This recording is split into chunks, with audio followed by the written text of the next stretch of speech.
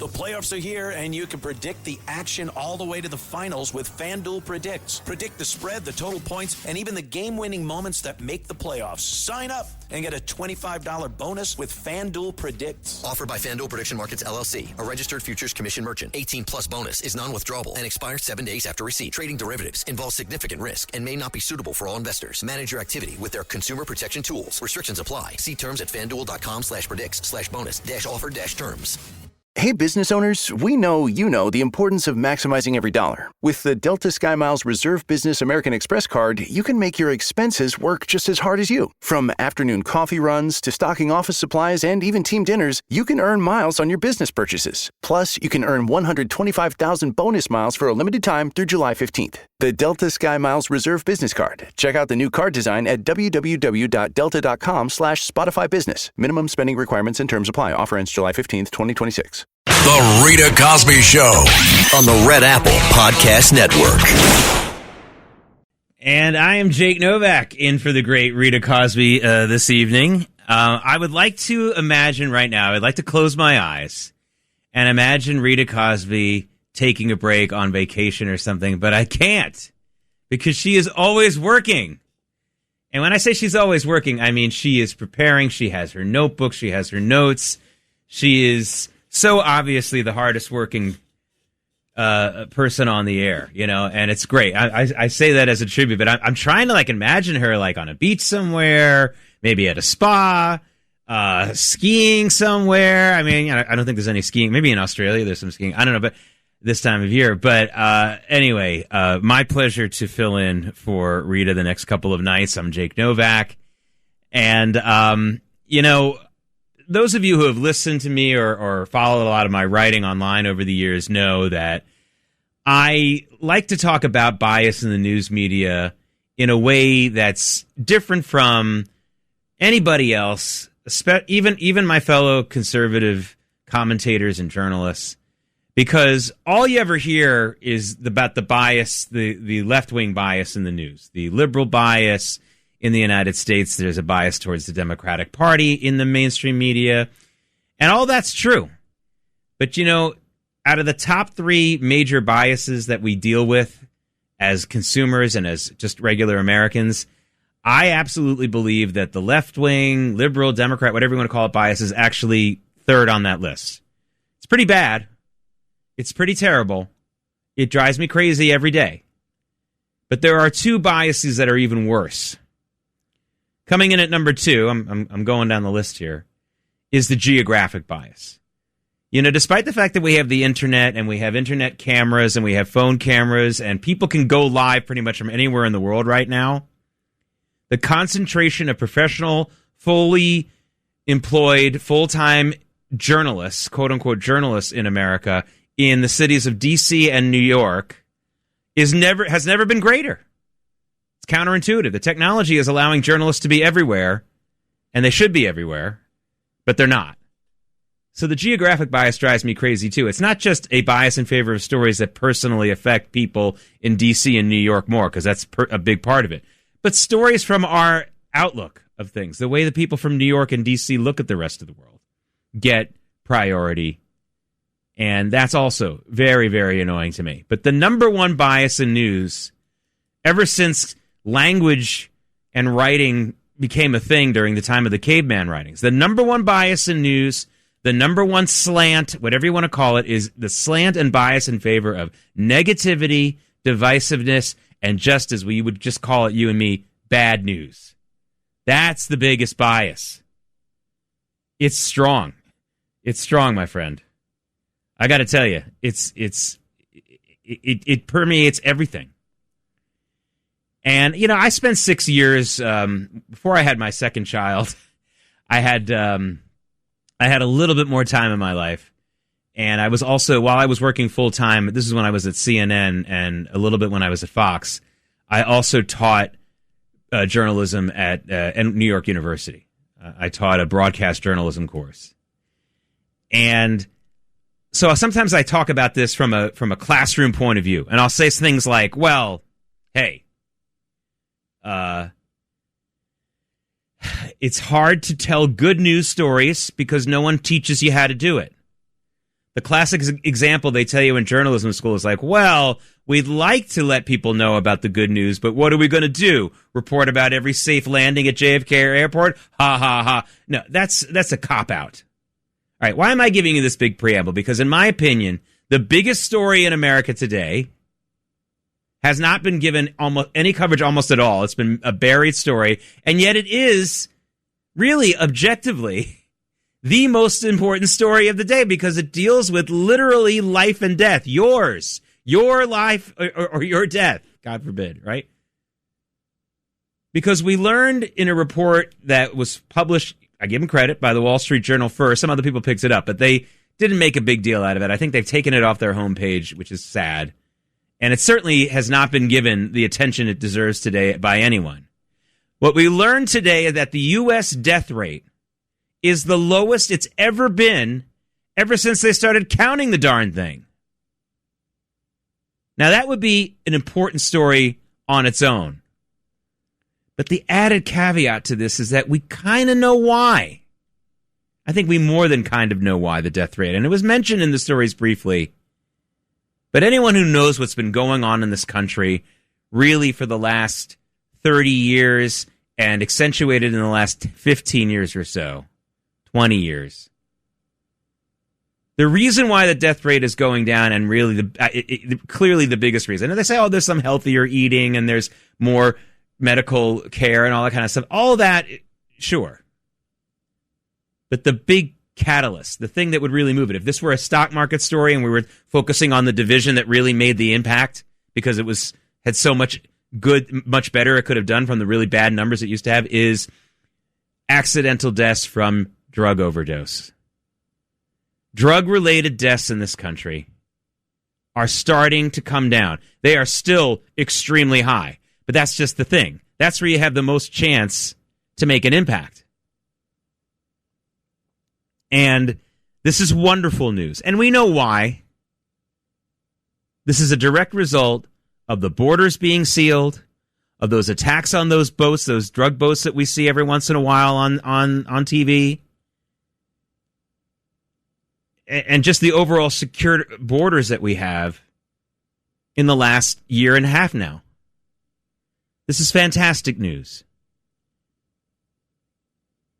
And if I were J.D. Vance, our vice president, who came to prominence in this country because of a book he wrote about the OxyContin and that's kind of drug damage that was done to his family and his friends and his part of the country. If I were him, I would be absolutely trumpeting this from the rooftops today. Forget about the Middle East for a while and forget about the new book, because it was his first book, Hillbilly Elegy, that brought him to prominence, got him that election to the Senate, U.S. Senate from Ohio. And I don't think his Middle East thing is getting the greatest reviews. I mean, I'll write the speech for you right now, Mr. Vice President. This is what you should be saying. This is something, the scourge of drugs and drug deaths and overdose in this country is what brought me to public service, beyond my time in the Marines, but brought me to, wanting to be in elected office. This is what I became such a passionate issue for me. And even in my wildest dreams, I couldn't have thought that after just a year and a half in this administration, we would be making this much of a dent. Thank God. Thank you, President Trump. Thank you, all my fellow people in this administration. That's what I'd be doing. Rita hits the news of the day when she's hosting the show, and I'm doing that too. And I know this feels probably like a big commentary and not like the big story, but this is the biggest story in America.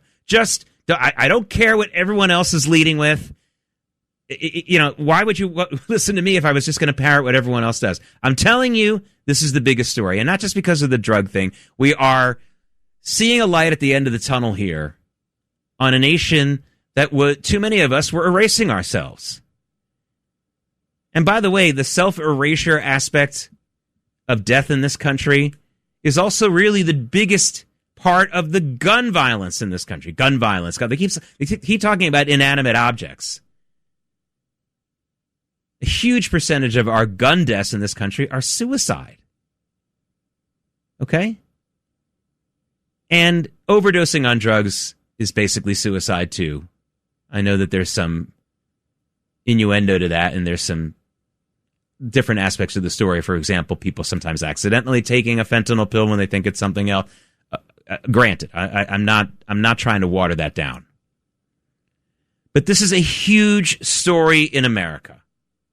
It should be leading every news. This shouldn't have to, okay, well, you say maybe the left-wing people hate President Trump and they don't want to acknowledge any good story under him. Too bad. Too big. This is too big a story. Or they don't want to acknowledge about the fact that the closed border has led to this positive result. Again, too bad. If they had any decency, they would report this. But what's the conservative news outlets' excuse? I'll tell you what their excuse is. They're just as susceptible to the number one bias in news that I just talked about. They're just as susceptible, and they feel much more comfortable with divisive, angry, scary news. They don't know how to cover a good story.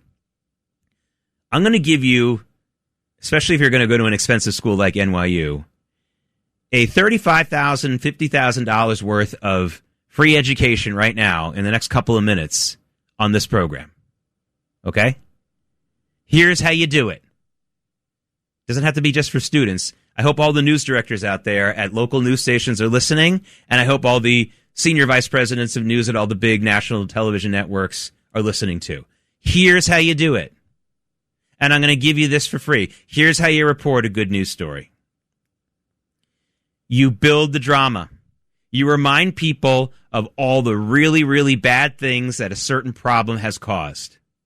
You tell them how horrible the scourge of OxyContin and fentanyl has been in this country. You tell them about the lives that have been lost. You tell them about at one point we were losing as many people as a 737 crashing every day. Every hour or something like that. I don't remember the exact statistic. And then you say, and if you want to really stretch out the drama, when we come back, amazing news and a breakthrough against this terrible problem. You get people on the edge of your seat. So you use all that drama. You use some of that negativity, but to tell a good story in the end. Or you can just be like me and just not play games with the audience and just tell you straight up, we have an amazing story to tell you today. I hope this trend continues. I hope we still have way too many drug overdose deaths in this country. It's a freaking disgrace. It's a form of giving up. Most of these overdose deaths are really a form of suicide. They're not accidental. Again, a lot of accidental ones, but I'm talking about most. They're not really accidental. It has about giving up hope. And your brain starts, when you start over abusing these drugs, your brain stops being able to really make the judgment about it anymore. It's a surrender. And not having this massive amount of drugs. And yes, at the end of the day, it's the individual's responsibility. I'm not absolving them of the responsibility. But this country has been awash in these pills. OxyContin and fentanyl, both oversupplied throughout the country to a degree where they could never be all anywhere near the amount that were out there could be reasonably used. It was meant to kill us. It was meant to get us to kill ourselves. Much of it was sponsored by China, which had no financial interest in this. They were just looking to another way to attack us. And again, ultimately, the responsibility is on the individual. But I mean, come on, it's everywhere. It's like going to Willy Wonka's factory and everything is candy wherever you go. At some point, you're going to have some problems. But this is a wonderful development. Again, just joining us, the U.S. death rate is the lowest ever since they started counting this darn thing in 2025. And the biggest catalyst in this decrease is the reduction in the number of overdose deaths, which is in the category of accidental deaths, which I really don't think is true, the best category, but there you go. This is an important development. Ask any family that's been touched by drug overdose. Ask any police officer who's had to deal with this and the dangers of that. Other first responders. This is a huge deal. A huge deal. And it should be leading our news. I'm doing it because I think it's the biggest story. And I come at it not for political reasons. If I'm just let's just say I'm a news director who wants to get the best ratings tonight. Let's say I'm back at my first job as a producer in this business. I was a producer at WVII-TV in Bangor, Maine, the ABC affiliate in Bangor, Maine. Market number 155, I think, out of 237. I don't know how the numbers have changed. This would still be my lead, especially in a place like Bangor. You better believe that the percentage of this kind of stuff in Maine is high.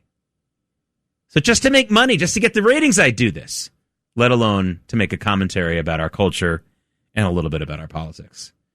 There's your good news story, and it's one that we should be pounding the table on. I'll talk a little bit more about it throughout the next couple of hours. Coming up in not too long from now, we're going to be talking to a good man, John Reid, who ran for lieutenant governor in Virginia just last year. He's now the host of the Reid Report, and we've got a lot of other stories to get, both good and bad. But that's your number one story. I'm Jake Novak in for Rita Cosby. We'll be right back. The Rita Cosby Show on the Red Apple Podcast Network. The Marine Toys for Tots foster care program is bringing hope to children who need it most. Every 2 minutes, a child enters foster care, often with only a small bag of belongings. More than 400,000 children face trauma and uncertainty, many before age 8. This May, during Foster Care Awareness Month, Toys for Tots is creating Room for Joy. In 2025, nearly 375,000 children received comfort through toys, books, and essentials, reminding them they are not alone. Donate now and change a child's life. Welcome to a new era of baseball's great spectacle, the T-Mobile Home Run Derby, live on Netflix. The biggest sluggers in baseball put their talents to the test on All-Star Weekend. Raw power meets star power. Big swagger meets bigger slams. And you don't swing to make contact. You swing to make history. Watch the T-Mobile Home Run Derby live on Netflix, Monday, July 13th at 8 p.m. Eastern, 5 p.m. Pacific.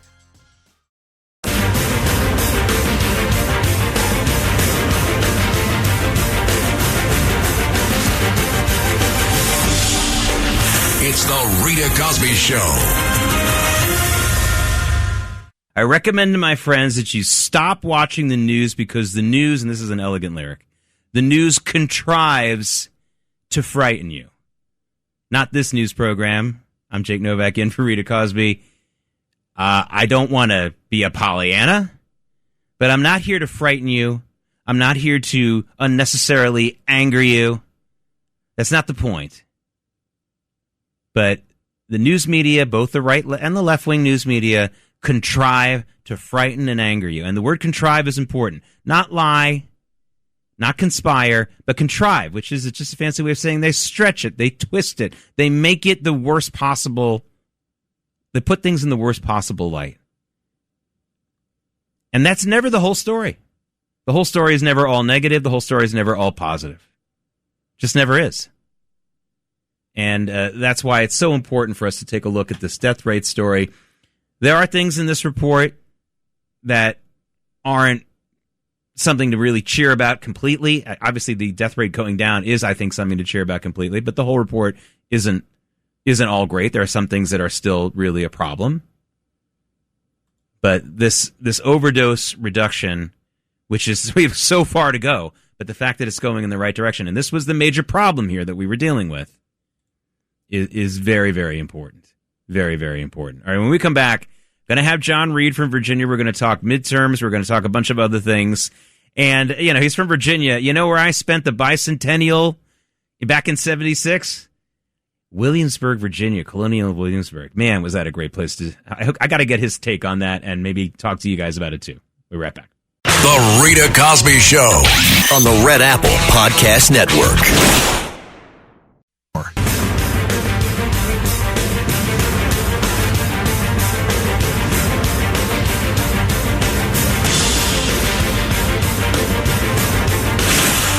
Rita Cosby is on. The Rita Cosby Show presents Back to Blue. And I'm Jake Novak in for Rita Cosby. And, of course, the continuing Back the Blue issue going on right now, especially here in New York, is this reversal by Mayor Zohar Mamdani, certainly no friend of the NYPD or the police in general, but he had promised to go along with a headcount increase of 580 new officers in the NYPD, stationed mostly in the Bronx. But he backtracked on that a couple of days ago. It is not in the new budget, despite the budget spending $53 million or so on an engagement division, basically, which is the money they're spending on his videos and TikToks. And, the city council speaker, Julie Menon, said this blindsided her. Folks, somebody once said, well, we still have 35,000 cops here in New York. How can that not be enough? Well, on any given day in New York City, we've got something like 15 million people around on the streets of just Manhattan, okay? It's not acceptable. And one of the things that the cops really want, and yes, there's some union issues that are not great, and I'm not a fan of all that kind of stuff, and you shouldn't be either, but we need more cops on the streets, especially in this era of violent protests and drones and vehicles out there and so many terrorist threats and things like that, especially with the World Cup and with July 4th here. This is just not the time to reduce the headcount. If you want to go and sit down with the unions and talk about what it takes to get more actual cops on the streets, this would be a great time, because they're cutting the headcount anyway. The unions are going to see they got to make a deal one way or the other. Instead, though, we're just cutting. And this is de facto defunding of the NYPD. And I can tell you that Rita and I aren't going to stand for it, and you shouldn't either. So we back the blue. On the phone with us right now, a great guy who I've gotten a chance to meet, actually even in person, which is unusual in this business. Sometimes we have quote-unquote friends that we only see or hear on the air. But his name is John Reid. He ran, unfortunately, unsuccessfully for lieutenant governor in the state of Virginia last year, but he's not given up the message. He's doing the Reid Report right now, which will give us some details about how you can find that.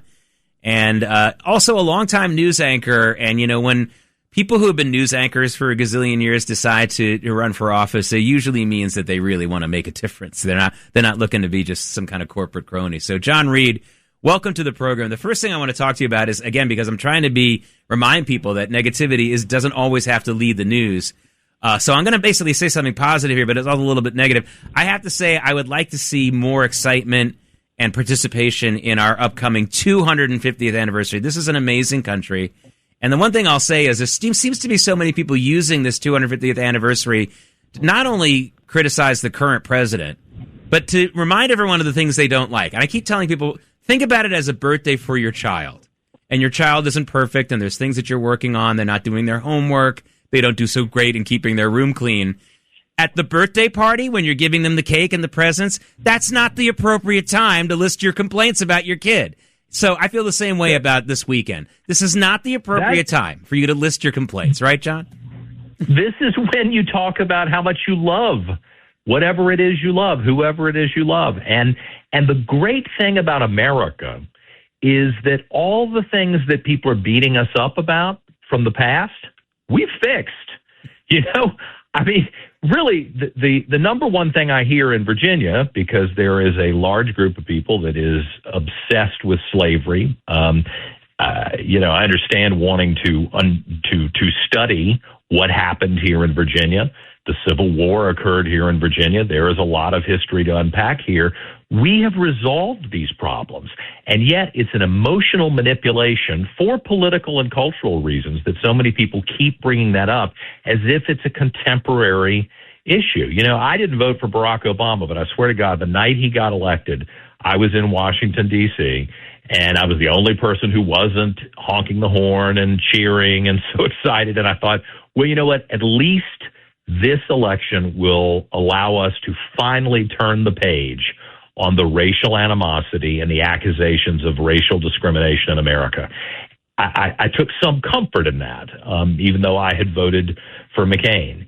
And the exact opposite seemed to happen. It ignited the hostility of people who just will not move past a very critical analysis of the past and allow us to enjoy a period of time where everybody has an opportunity for prosperity and success. It's remarkable. And I think you're right. Let's take this weekend and remind everybody of how great it is to be a part of this American experiment, especially at this moment.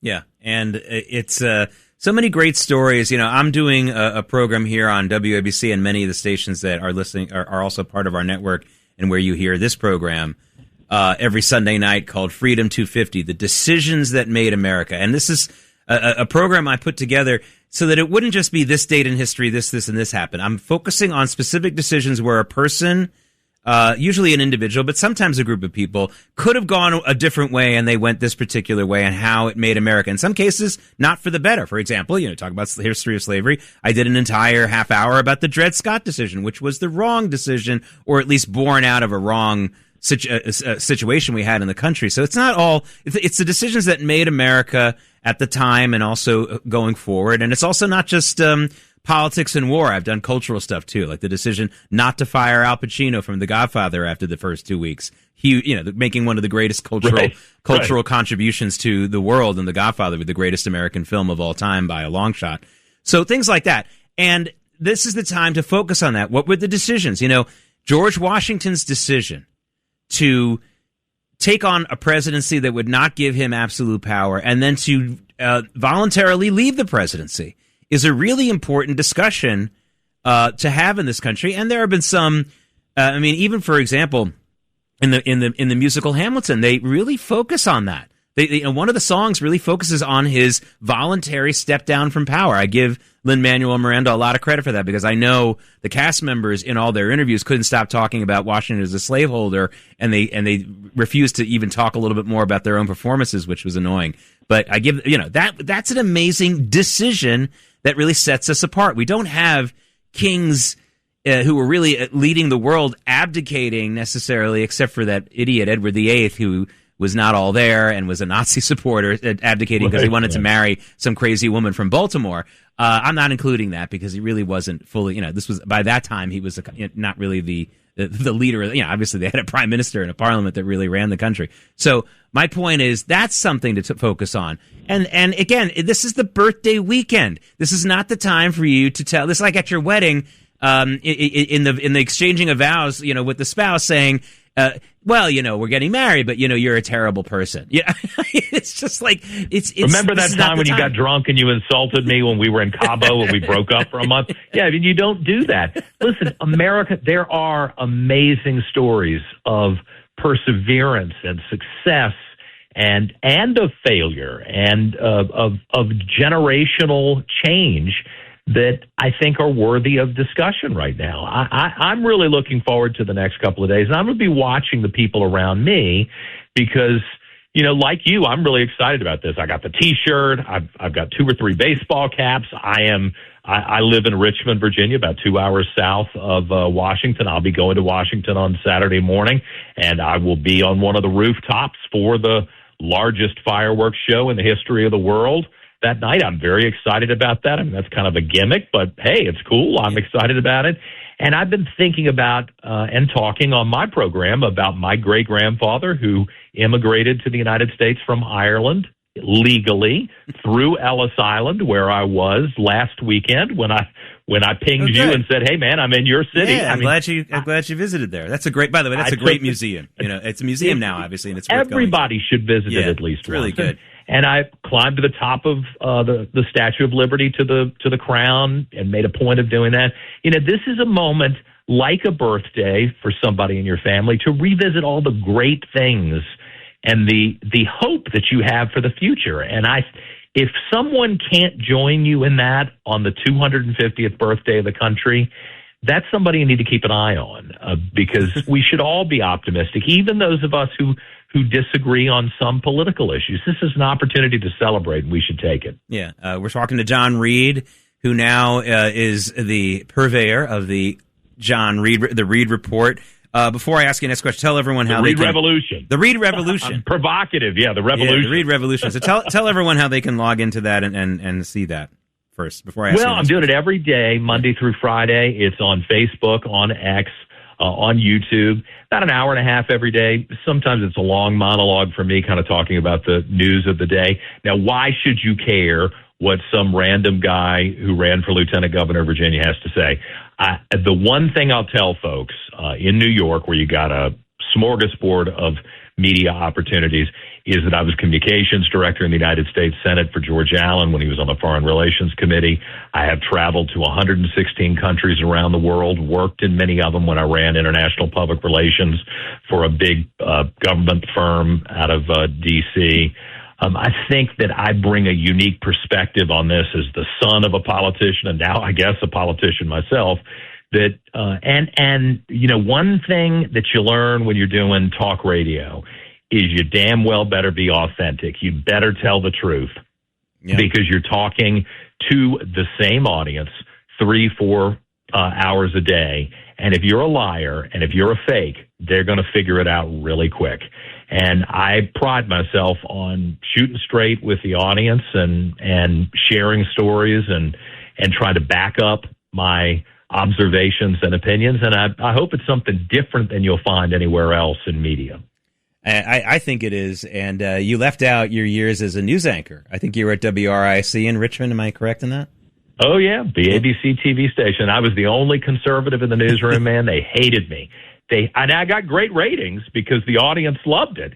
But the newsroom despised me because, at that time, Richmond was the murder capital of the United States by population. And I kept saying, hey, guys, why don't we show people where the murders are happening? It's not like every neighborhood is getting pinged here. And I was told we cannot do that. That would be racist. And see, I was in my 20s at that point.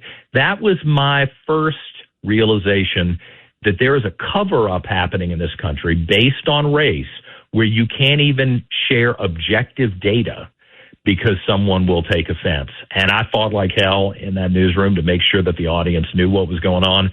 And I've continued to do that in a whole bunch of different roles since. And we've got to have more people who will stand up for the truth, objective truth, not just opinion, but objective truth. Let's get that out there so people can see what's really happening. Yeah. To me, this is also the reporting on crime that I do think.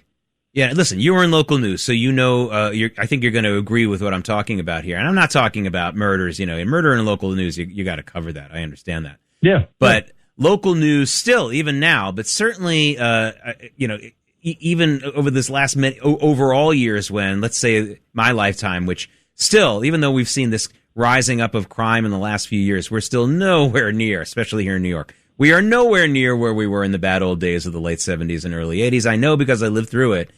And I can tell you, you would not have known that. If you turned on the local news in 1977 and turned on the local news in 2018, it was the same thing. It was as if we were just killing and murdering and robbing all day and fires and the whole thing. And to me, the only thing to do, and I feel the same way, by the way, even about traffic reporting, you're going to laugh at me. Why don't we sit down with the traffic reporter? Why don't we sit down with the crime reporters and say, hey, can you tell us some of the trends here? Let's do a bigger picture on this right now. Where are all the murders happening? Where is the bottleneck every day in the traffic? No one ever sat down the chopper reporter and asked him that or her, which drive me crazy because commuting is a huge part of American lives. And no one ever bothers to sit down. They say, you know what? You've been following traffic through the chopper for 30 years. What would you recommend? And I would say the same to a beat reporter on the local news. You've been following this for 30 years. What would you say is the issue? And no one ever bothers to do that. And we need to do that because the people who are being victimized, I talk about this all the time, John. Yes, it's true. Black men in this country are 5 times more likely to be arrested than a white person and more likely to be falsely arrested in some cases or detained. But black people are 12 times more likely to be the victims of a crime. What kind of maniac cares more about column A than column B? I care more about column B. And if fixing column B means we've got to arrest more people and be stricter with our law enforcement and not lenient, then I'm all for it. And only someone who has been out on the beat and seen all these things and hopefully not become too desensitized can understand what I'm talking about. You can really lose your heart for people if every single day, whether you're a cop or you're an ambulance driver or you're a reporter, all you see is the bad stuff. Or you can use it to inform yourself going forward. And, I really did appreciate your introduction. I left my talk radio program. I was the morning drive guy for 8 years at the big news talk station here in Richmond. And, they wanted to extend my contract. And I said, guys, I can't just keep talking about this. I have got to be one of the people who's trying to change the situation on the ground. And I have a wonderful platform as a talk show host, but running for lieutenant governor might give me the opportunity to minimally influence and inform the voters, and if I'm lucky enough to get elected, influence the laws in Virginia. Now, the unfortunate thing is Virginia is a pretty purple state. It's probably a D plus 3 or 4 state, and it was a mess last year. Republicans got wiped out, myself included. But I'm still very proud of stepping away from the broadcast booth and saying, nobody else wants to do this. Everybody else assumes we're going to lose. I'm going to give up my salary and let me take a shot at talking to the voters and trying to right some of the wrongs that I've identified with this career in journalism and elsewhere. And, I wasn't successful last year, but that doesn't mean the game is over. Got to stay in it, We're talking to John Reid from Richmond, Virginia. We're going to come right back. We're going to do a little bit of a break, and then I want to have a little bit, just a little bit more of a discussion with John. And again, remind everyone, the Reid Revolution, it's on Facebook. It's on a lot of other social media platforms. It's Reid, R-E-I-D, easy to find. And we'll be right back with John Reid in just a moment.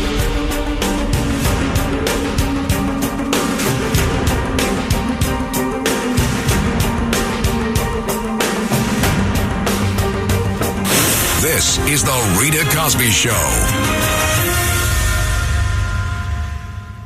And I'm Jake Novak in for Rita Cosby. We're talking with John Reid from the Reid Revolution, former lieutenant governor candidate in Virginia, talk radio host down there. And, full disclosure, I used to live in Richmond. I used to live in Norfolk. I used to live in a town called Roslyn. There's a Roslyn on Long Island here, but this is Roslyn with 2 S's, and that's in Northern Virginia. John, I wanted to wrap up last couple of minutes I have with you to talk about a little bit about the midterms here. You're an expert on what I think a lot of people can expect. I think there's a lot still in motion with these midterms right now, but what's your outlook for them right now? And don't hold back. You certainly don't need to sugarcoat anything for us. Yeah, look, I'm glad that we're not having the midterms today. I think we've got some problems on our hands at the moment. I think the president recognized that when he decided to make, personally, I believe some pretty dramatic changes in the way he was dealing with Iran. I'm not on board with the changes, but he's the president and it's his legacy on the line, our lives on the line, but his legacy on the line. So, and he's my president, so I'm going to support him. But he does need to come up with a way to keep the Strait of Hormuz open, to lower the price of gasoline, which I think will help lower a lot of prices or at least stabilize the prices, and remove this angst that seems to have taken over across the country. I mean, Americans clearly are sending a message that they don't like these wars, even if they're short. I would second guess whether the president should have gone a little harder about 2 months ago and gotten rid of another generation of the leadership of Iran and then dealt with whoever crawled out of the rubble. I think that probably would have been a better plan, but we are where we are now, and we've got maybe 2 or 3 at most more months for him to get all of this stuff under control. I'm excited that he's having the convention in Dallas. I think that will give him an opportunity to remind people of the successes so far in this second term of his presidency. And there are a lot of them, and he needs to be able to tell that story without the media blocking him. So we've got some successes, but if this were being held today, I think we'd have a big, big, big problem on our hand. The one other thing I'll say, the Democrats are helping us by embracing the socialists. Yeah. Because a lot of Americans, like me, and I guess like you, were raised, you start hearing about socialism and communism, total turnoff. Hell no, we're not going there. So right. That's good. Yeah, and I think in New York's New York's going to go Democrat. It's the swing states where they can run against the Democrats as brand X socialism. John Reid from the Reid Revolution, thank you so much for joining us. I'm Jake Novak in for Rita Cosby. We got another hour to go. More guests and calls from you. Thanks for listening to The Rita Cosby Show. You can hear The Rita Cosby Show weeknights at 10 on 77 WABC. If you like the podcast, share it with your friends and listen anytime at WABCRadio.com and download the WABC Radio app. Hit that subscribe button on all major podcast platforms. Plus, follow WABC on social on Instagram, TikTok, Facebook, and X. See you next time for a new episode so you never have to wonder under. What the heck is going on here?